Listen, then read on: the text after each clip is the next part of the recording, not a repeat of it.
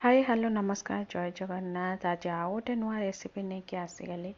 आज आनी धनु संक्रांति मुआर रेसिपी।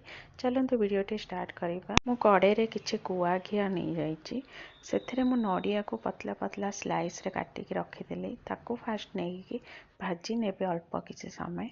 तापर जो बादाम आउ मु काजू को रखी ताकू देदेवी एका सहित ताकू भल से किसी समय भाजी ने। बादाम कंचा अच्छी जेहेतु से मुझे बढ़िया से रेड कलर हवा पर्यटन भाजी नेली।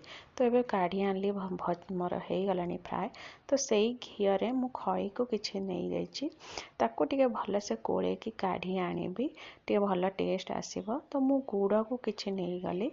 गुड़े ऑलरेडी पानी मिसा अच्छी मु बाली रोथबो बोली से पानी मिसई गड़े दे।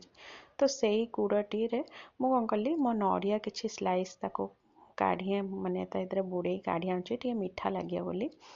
तो भल से गुड़ पाग कर नौची। तो गुड़टी पाग केमती हम बोली जाना। तो मु किछि पानी नहीं देखिपे गुड़टी एवं मो हाथ को पूरा एकाठी होकर आसी जाऊँगी। तो आम पाग हो गलानी। तो मो जो काजू नड़िया बादाम को नहीं गली खई पकईदेली। यही जगह मु गैस को ऑफ करदेली ना गुड़ बेसी ये माने टाइट हो। तो एबे मु ताको बढ़िया से गोले नौची मो जमती सब गुड़ाक गुड़े पूरा मिसई जीव।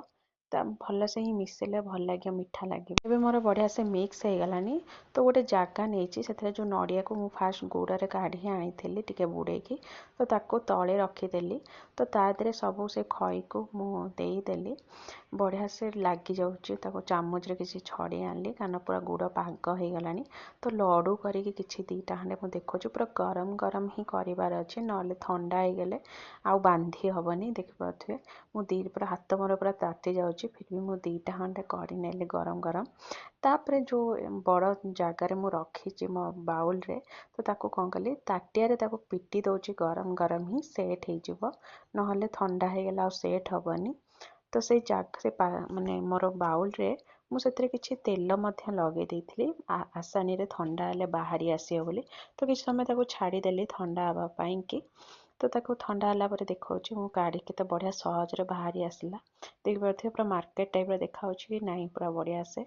तो मुझे कौन कली से जो छोट छोट दीटा होता राबिट करने चेष्टा करी फिर आसिल देखा फिर आखि दीटा करदेली।